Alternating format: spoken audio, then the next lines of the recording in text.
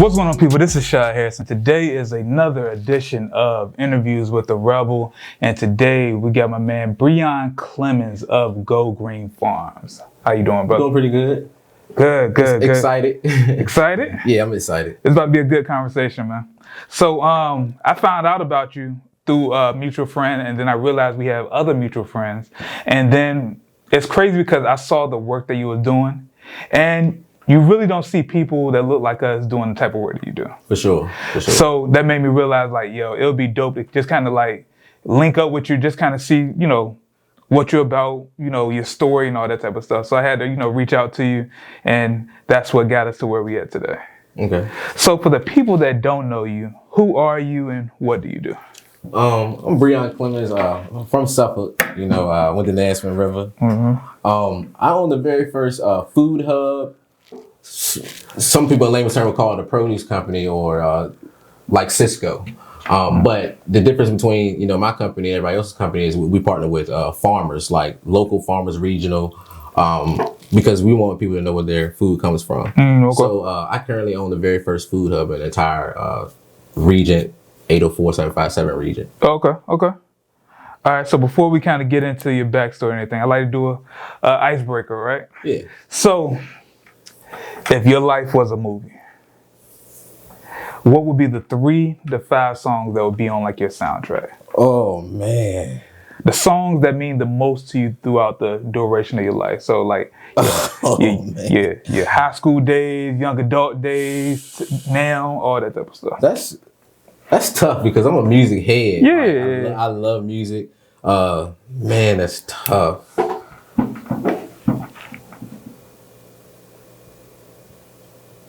I'm gonna say Big Sean called Hometown. Okay. Man.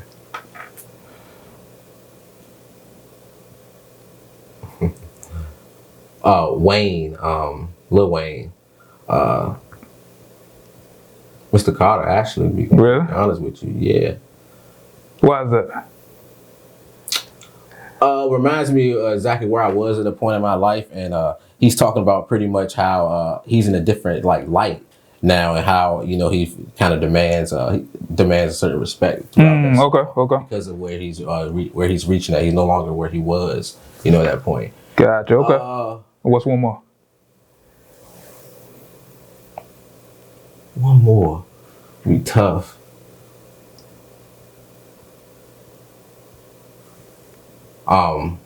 It's actually easy. Ambitious by Jay-Z and Pharrell. Okay. You know, Pharrell did that beat. Yeah. Not too many people talk about songs off of Blueprint 3. Yeah. Blueprint is a pretty solid album, though. But that song not one of my favorites, but you know. But that song resonates. Yeah, you know, especially what we have going on. You know. Okay. You gotta be ambitious, and you know, in my industry for sure. That is very true. I feel like in any industry, you gotta be ambitious. For sure. So just reminds me of a lot. Okay. All right. So what's the origin story for you? Like, how'd you get started? Like, what led you to who you are today in your life? Funny thing, growing up, my parents, they owned a logistics company, distribution company. And I worked with it during the summertime, maybe one summer out of my entire life. And I said, I'd never do that again. Yeah. Right? And, you know, I went through, I'm a jack of all trades, like I told you, so I got 3 different degrees. Cause I knew what I wanted to do, but then I didn't. So, you know. When you were younger, what did you feel like you wanted to do? Oh, that was easy. When I was young, I wanted to be athletic trainer. Okay. For the NFL, exactly what I wanted to do. Okay. Always knew what I wanted to do. Really? Yeah, and then, you know, college, you know, going away, experienced some therapy. You know, that changed my whole, you know, outlook on life and as far as what I wanted to do. So it went from, you know, being a physical therapist or athletic trainer to actually wanting to be a master tech for NASCAR. Where did the switch up come from? Because those are 2 completely different industries. When I came back home from therapy, so to speak, so I call it. I just wanted to change my whole life up. You know, I didn't want to do anything I was dealing with before. You know, I went away. Okay. So and that was my passion. Cars were my passion for sure. So I went with my passion. But but then, you know, another life changing event happened. I got a motorcycle accident, really, really bad. So, you know, I was moving a lot in life. You know, life will get ahead of you when you just moving so fast, trying to do so many things. Right. You know, I just needed to sit down.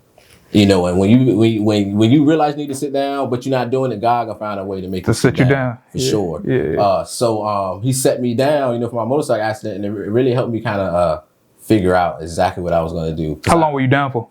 6-7 months. Yeah. Total. I didn't walk for like 7 months. Yeah. On my own. So it set me down, you know, literally, and I was home just every day for like 2 straight months, you know, before I could start working again. Yeah. So it helped me figure out my whole, you know, process to where I am today. Okay. You know, kind of got me, they kind of got me locked in at exactly what I need. Yeah. You know, and that plan actually has changed to this day. Really? Yeah, for sure. You know, they say your business plan should change with the trends. You know, so you can, you know, so it can, you know, grow. You know, it can't be the same business plan you had 10 years ago. That's not gonna work at all. That's definitely the truth. So so my business plan has definitely changed over time. You know, I got into this, and y'all want to move on me to hopefully I answered your question. Yeah. I wanted to grow cannabis. That's how it started. Not even, Okay. My vision. That's how it started. I left it. That's how. So was this before like the whole like cannabis boom that we have? Yeah, now? for sure. Okay. For sure. You know, a lot of my friends, you know, they walk up to me and tell me all the times like, Breon, I'll never forget when you were sitting in the garage and you had the conversation about what you were going to do. You know, and I'll never forget that time either. Did people look at you crazy? Not my close friends, because Yeah. they seen the whole process go through. Right. And I'm typically a man of my word, so I'm gonna do what I say I'm gonna do. Yeah. So it started with cannabis, man, and then, you know, realizing that they're not just gonna let you get into the cannabis industry at all. It costs a little grip to kind of get into that. Well, not even money wise, you know, the education you gotta have behind it. True. You know, and the experience you gotta have behind it. So I took another way, you know, to do that, which was actually just learn how to farm. All right, so let's get into that real quick. Actually, one quick question before we kind of switch that. Favorite car? I know you say you're a car man. Gone in 60 Seconds. The second one. There's a GT Shelby 500 in there. Okay. And a movie in Gone. That's a 1964. Okay. Yeah, that's my favorite. That's my favorite American car. Really? Yeah, for sure. Favorite foreign car? Favorite foreign car? Oh, that's easy. Lamborghini Aventador. Okay. Yeah. I'm a car guy for sure. I see. Okay. All right, so no, what I was about to ask you is, so you said you went from, you know, wanting to have like a cannabis company or grow cannabis to get into farming. Yep. How does that come about? Like getting into the farming aspect of how to transition. Yeah. Well, again, I realized that they're not gonna let you in without any background, right? Right. And then, you know, as I researched kind of my story, you know, I'm actually would consider myself a 5th generation farmer, even though it skipped 2 generations in my family. Because my last name, we have a lot of farmers from Carolina. You know, Clemons, they're farmers, they're a big farming family. So anyways, I kind of traced my roots in through me navigating through going from cannabis to farming. It was just finding out that farmers are disadvantaged. And then at the same time, I started a garden at home, and people walking up say, "Hey, I love your garden. I want to learn how to do that." So my daughter, at that time she was 2, about 2, 3, and I'm realizing like, man, she's about to go into public schools, and I really want her to eat actually fresh product. And my vision actually just literally automatically just switched. And I'm like, they don't get fresh produce or local produce in school systems. They don't at all. I remember how we ate like trash growing up. Pretty much. Ate French fries every day. Yes, and I'm gonna tell you what made me realize how bad it was. My goddaughter Blessing, she goes in SA, and they have fine dining in there. Everything's local, fresh, fine dining. The cuisine is totally. I mean, of course they're in private school, paying their money, but regardless of public school, don't have access to things like that. Right. So once I found that out, I'm like, well, I want to find out how to actually create that bridge to get fresh local product into the school systems. Okay. And then I just took off from that. I did my research, man. A lot of people told me I wasn't going to do it because a lot of people try to do what I'm doing. And what I'm doing is competing with the big guys like Cisco, U.S. Foods, produce stores. They're the big, you know. Cisco's right in our, you know, right in Suffolk. Right. So, but if they weren't, I definitely don't know this industry, For so sure. I'm just asking questions. But so they must haven't been doing produce, Local produce. right? Local fresh. Or regional. So when you got into it, they saw you as competition, I'm assuming. No, I snuck attack everybody. I'm gonna be completely honest with you. Okay. No one knew. No one knew I was coming. By the grace of God, personal relationships are important. Yeah.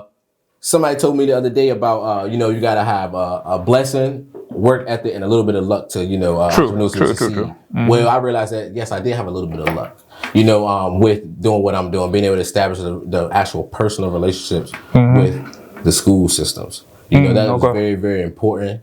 Very, very important because again, I need the school systems to know that I'm not there trying to sell a product. I care less about selling the product. I'm actually there to try to educate the kids. Yeah. That's literally what I want to do. Right. Because they need to know about that healthy food, where it comes from. How to grow it. They need to learn how to be more sustainable on their own versus eating the trash that they eat to this day. They need to know exactly where their food comes from. I mean, I could tell you some stories about how I don't know how you eat. But just say you go to Walmart, right, and pick up a let's say 1 pound of let's say a house style 6x6 potato. Tomato, right? Okay. Now I'm gonna say 90% of the time that tomato has already been out of the ground and set on that shelf. A total lifespan of maybe 3 weeks, give or take. Mm-hmm. I'm saying 90% of the time. Yeah. Versus imagine you could get that same product, right? But it came out of that ground 2 days before. The taste, the look, everything is totally different. Completely different. So that's how I approach the school systems. I was able to establish a relationship with the food nutrition director. Love Mr. Wade out of Chesapeake, and he gave me a chance to basically prove that theory right. Yeah. And being able to compete and perform the capacity that he needed. So I pretty much gave them collard greens, and they compared them to their, our competitors, and it's second to none. Because again, they got we harvested those collard greens on a Sunday, and they got them on Monday, fresh out the ground. Being able to put that in school systems is very, very important because you actually get the true taste of it. A lot of these kids, like in Portsmouth, man, they've never had nothing outside of a canned good. True. Think about that. That's horrible. Glory greens, processed. It's all processed. Not good for you, man. You are what you put in your body first and foremost. You only have one body. True. You have to be mindful of that. I'm a fairly healthy person, other than the fact that I smoke tobacco. Yeah. Fairly healthy guy. So I mean, diabetes and all that. That people say that's passed down, but that's just eating habits. No, you're right. Habits. How do you get a disease? From eating, ingesting. Okay. So. All right, so let's back up just a second. Yeah, my fault. No, you good. So how do you actually? So when you say, I want to start this company, how did you start to build a relationship with the farmers? That's actually the hardest part, man. Farmers don't trust you, and being that I come from a farmer standpoint, it was actually very, very easy to approach them. Farmer needs to focus in on just growing their crop. Yeah. They don't need to be worried about growing it, marketing it, and selling it. They need to be focused on growing their crop. Now, well, not nowadays, but I'll say 5 or 6 years ago was the farmer had to control all that and go to the farmer's market to do just all the legwork.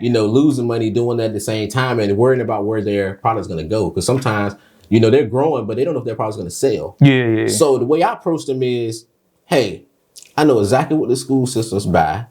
Exactly what they buy, first and foremost. Secondly, I can tell you what to grow if you're coachable, so you don't waste your time growing a whole bunch of stuff that's not. And then at the same time, you'll have farmers in the same county growing the same thing, and they don't like each other. No, you don't. We need to you don't need to compete anymore. For what? You know what I mean? For what? So I do farm planning, things like that. So with that being said, establishing a relationship with the farmer is pretty easy once I came to them where, hey, I'm not wasting your time and I'm guaranteeing them, revenue. Okay. An example given, I'll go to a farmer and say, hey, look, can you grow an acre of, let me use collard greens for example. Can you grow an acre of collard greens for me and I'm gonna guarantee them buy that. So they don't even have to waste their time. They know they can go ahead and bank in their mind that, hey, this is how much money I'm gonna have coming from that. It's all about, peace of mind. Right. As a farmer, from the and it takes some of the worry out of for sure of growing it and realizing it's not going to sell or whatever the case may be. Yeah. Okay. So I approach it with in that retrospect. You know what I mean? And I try to pay fair prices too as well. Yeah. We pay on time. You got to establish a relationship with all these farmers because all the farmers in the community talk. Right. So you right, treat right. one bad, then everybody's gonna know. And it's not about that. I'm really all about trying to put the farm product into the school systems. Okay. That's okay. really what matters. Really, really what matters. the most. So this sounds like an industry that you got to hop into with a nice amount of money to start off with. I'm gonna say yes. I'm gonna say yes. But a nice amount, I wouldn't say I don't know what a nice amount is. You feel what I'm saying? Yeah. You know what I mean? Because it all depends on which direction you want to go. All I'm gonna tell you is the thing that helped me the most was somebody telling me like, hey, when you start your business, just make sure you got enough money for the first 3 to 6 months. Makes And I sense. had enough money for the first 3 months because with government contracting, most of them pay on terms, 30-day terms or 45-day terms. So once that first check goes, you're gonna get one every week after that, depending on how you bill. Right. So you got to right. make it that first 45 days without getting any revenue in. So you can make it past that and you good. Yeah, for sure. For sure. As long as your operation, as long as you know your operational costs and stuff like that. Yeah. I'm really big on fixed cost. We don't like anything that just random pop up. Right. You know what I mean? You gotta be very, very smart. I have a very, very good team. I love my team to death. I love them to death. So you gotta have those. You gotta know your fixed costs. Right. I tell anybody if they establish a relationship, find out what your fixed cost is for the next 3 to 6 months, and then you'll know exactly how much money you gotta spend. Then how much you need to bring back in. True. No, you ain't got nothing guessing. just gonna pop up on you, nothing like that. No guessing, man. No guessing. We don't do anything used. We did everything. We lease stuff new. Because you don't want to have to worry about that. Something breaking down or Yeah. So I love fixed costs because you know exactly what you're gonna spend. You can have a budget. Every month. Okay. So what were some of the struggles or the roadblocks that you faced probably in those first couple of years?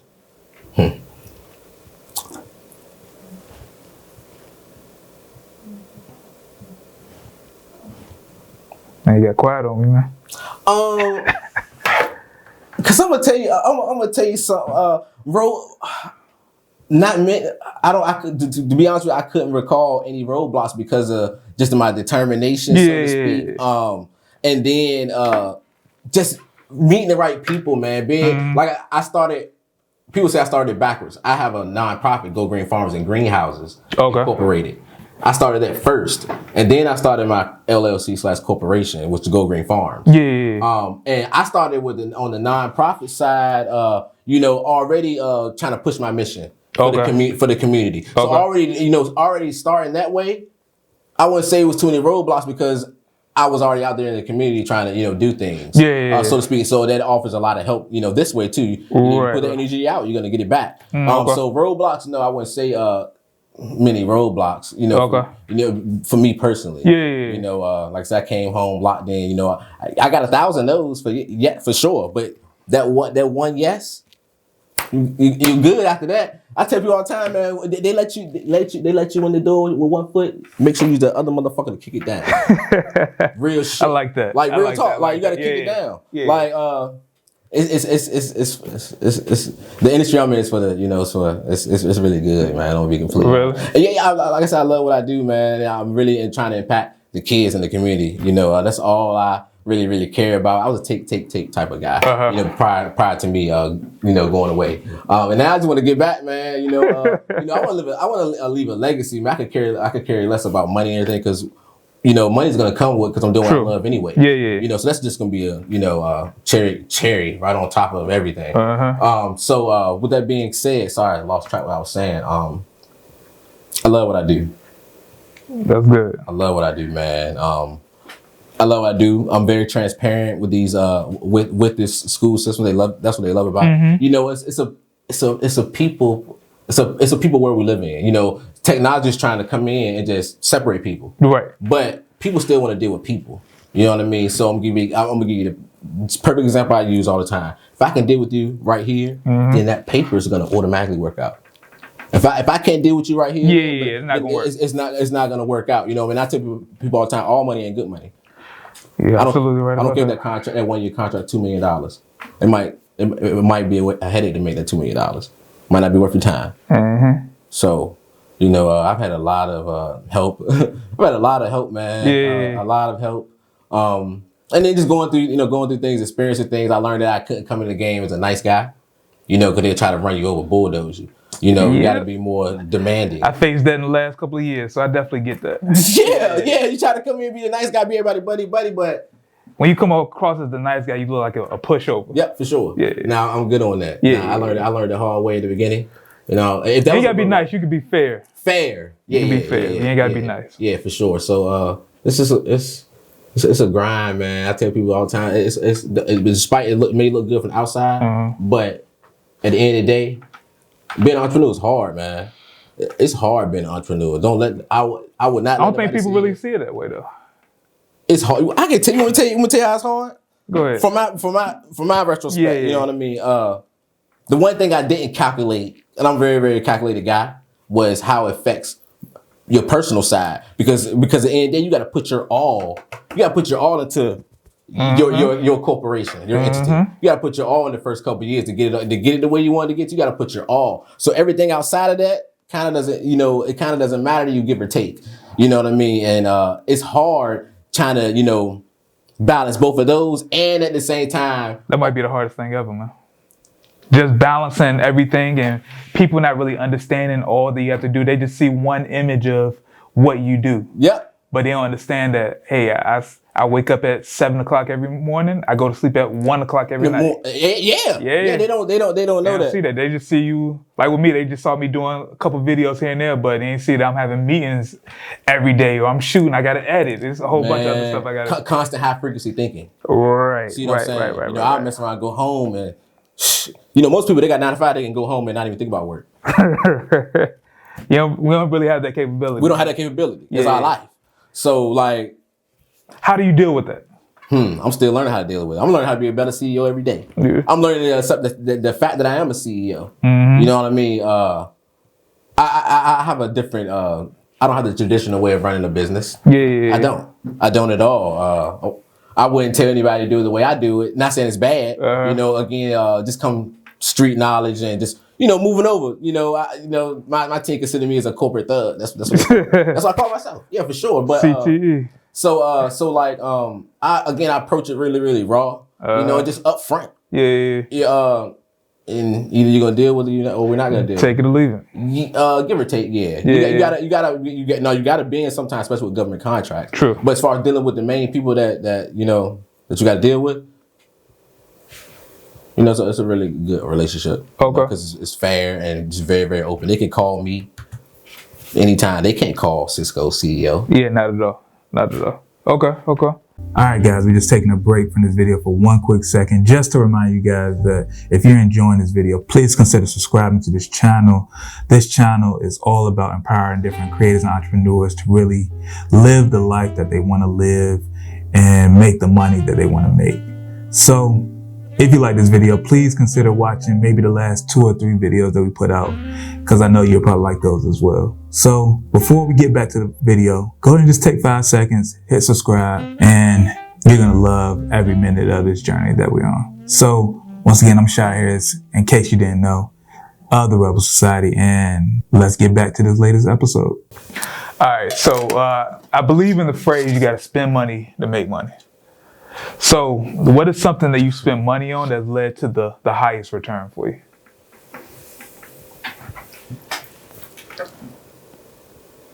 My team. Okay, speak on that though. My best friend, Diamond. She has her own company. She's a interior designer. Okay. And we recently had a conversation about man, if she had a team to do all these different things for you, then I could concentrate on this and that. Well, when I invested into a team and took everything off the shoulders of me and my VP Paul, that really opened up everything. It's hard to give your baby up. Yeah. That's the hardest thing that you got to realize. You can't do it all, bro. True. You can't do it all, bro. You want to because you started it. But you gotta. It's hard to find a team that you trust.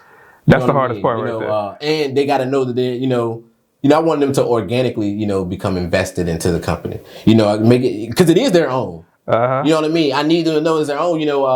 how do you make that happen? Because usually people just look at things like a job. They don't look at it like how you look at it. That's your baby that you built from the ground up. They look at it like, all right, well, I got to go here from 9 to 5. I got to do my job, and then I'm out. I would say my persona because again, I don't talk to them like they're doing a job. So to speak. You know what I mean? Again, I brought people in that were already experiencing each department, so to speak. Just not on the computer system, so to speak. So they already knew their job, so to speak. Okay. So I'm not going to tell them how to do their job because as a CEO, you got to realize that you got to hire people that already know things that you don't even know how to do, that you don't even want to do, that you shouldn't be doing. Yeah. So example given, I got to pay my payroll director. What she did before she came, I hired her. She was a payroll administrator. Gotcha. You know what I mean? Accounts payable, receivable, they've all got experience along the lines of each department they're in. Okay. So they pretty much have say so on what they do. They're their own boss. Now, do I CYA? Yeah, for sure. Yeah. But we all work together. I don't run a dictatorship. You know? Now, I take ideas from all of them. You know what I mean? Because they are my core. We've established the whole foundation of Go Green. You know what I mean? They came in knowing that they're part of the foundation. Okay. You know, and that's that. So it kind of empowers them to like, you know what? I'm part of the team, so we need to make sure. Yeah, like, for sure. Is a success. For sure. Yeah, for sure. Like right now we're moving. Yeah. You know, that whole process of finding a building, things like that. My team did that. I didn't, did I go out and, to the tours and stuff? For sure. But as far as looking for buildings and things like that, they did all that. The contact I really worked the realtor, they did all that. I have a great team. They're invested. They go home and think about Go Green. Yeah. You see what I'm saying? So it's not just you up all night thinking about it. They got a little hand in it. No, for sure. And I wanted that way. You know what I mean? Yeah. And all my entire team, then they're vested. I'm not example. I never worked in a warehouse. I'm gonna hire guys that have prior experience in a warehouse, and we're gonna figure out together what's the best system for us. Kind of made that happen. You know what I mean? Everybody inputs, ideas and things like that. So again, it's not a dictatorship. You know what I mean? You gotta have diversity to be successful. You got to take ideas from a little bit of everybody. Because again, that's not your forte. Yeah. You know what I mean? Again, that took a little bit for me to realize. You can't control everything. You know. So again, my team was the most money I spent on. It was all worth it too. You know what I mean? Because again, and they gotta know you. They gotta know you for them too, though. Yeah. You know what I mean? Like they can't leave them out to dry. You gotta. You gotta make sure they family is good. You know what I mean? I want to pay. They make all right money, man. So like. I love them all to death. You know what I mean? Gotcha. They keep me level headed. Okay. I'm an alpha type of guy. Yeah. So like, and all my entire team, other than my VP, they're all females. Yeah. So you gotta have that yin and yang. You know what I mean? Yeah. So it's great. It's a great dynamic. Okay. For sure. Okay. So during your career, what has been like your biggest leap of faith moment? Oh, that's easy. That's easy. I was so scared to leave my job. You know what I mean? What were you doing before? I ran parts and service for First Team. Okay.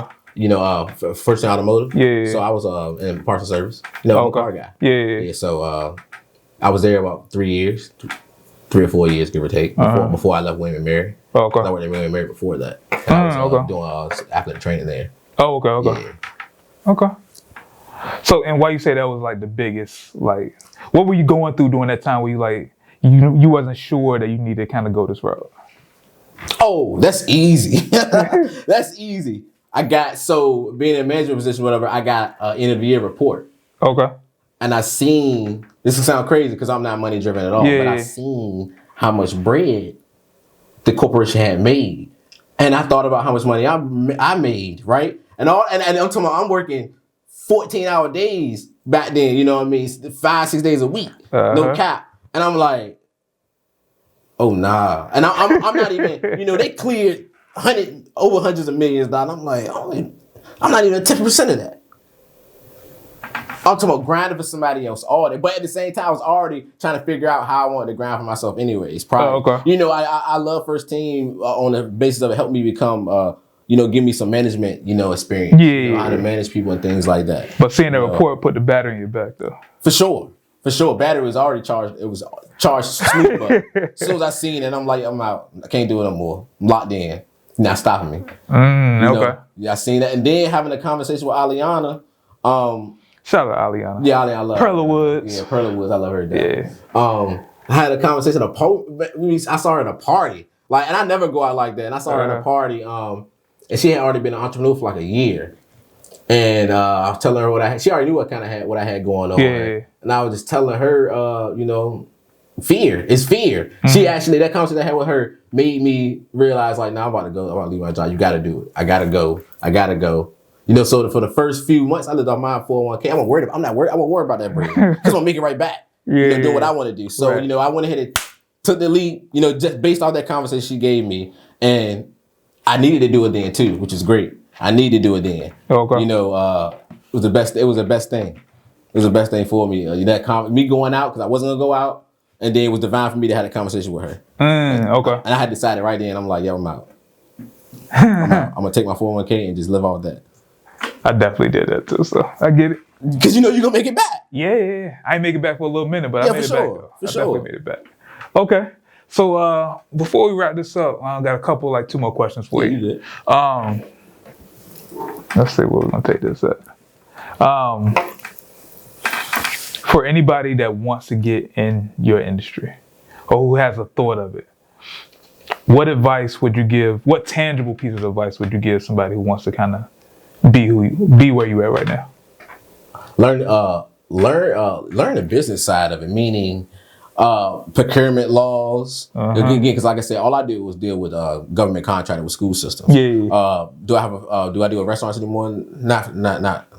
Only my core ones that I started with. Yeah. I'm not taking any more restaurants, but learn the business side of it first and foremost. You can get a lot of different certifications, especially if you're Black. I'm SWAM certified. Yeah. So that automatically gives you an automatic look when you bid on a contract. Okay. That's a law now. So it gives you one up on all the big corporations. Yeah.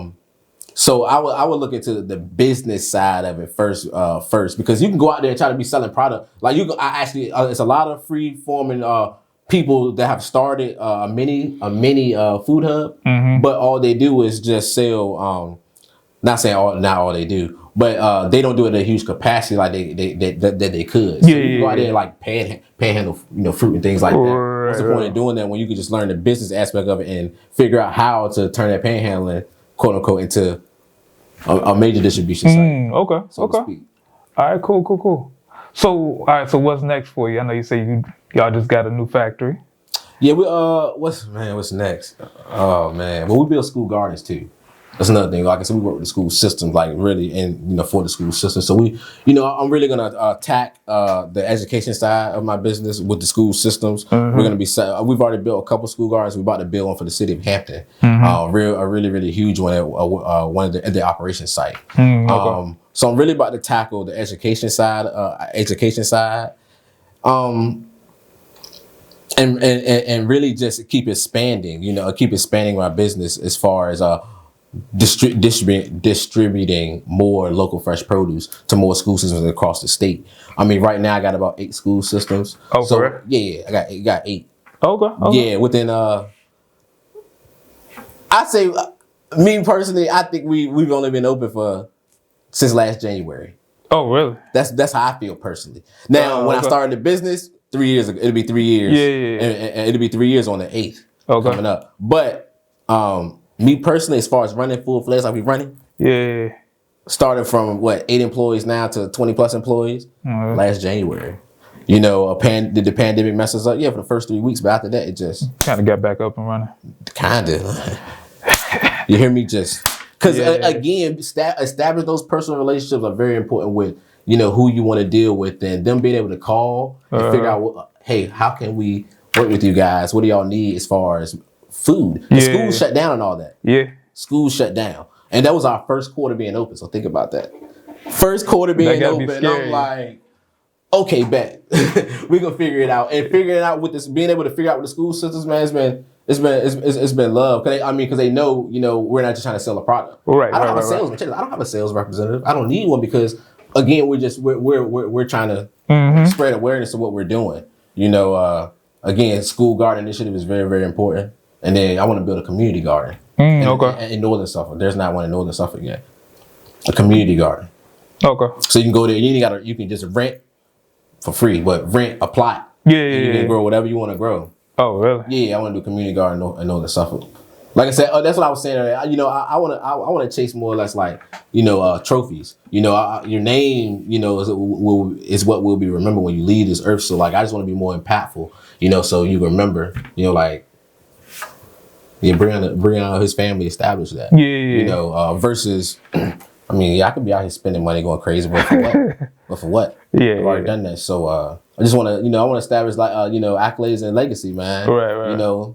Got kids. I don't want them on for nothing, like for nothing at all. Okay. So government contract, it's been really, really good. Really, really good. Yeah. I'm hoping you get into it. I was just about to say that I've been thinking about that heavily. So yeah. I mean, might gotta have a couple more conversations with you about that.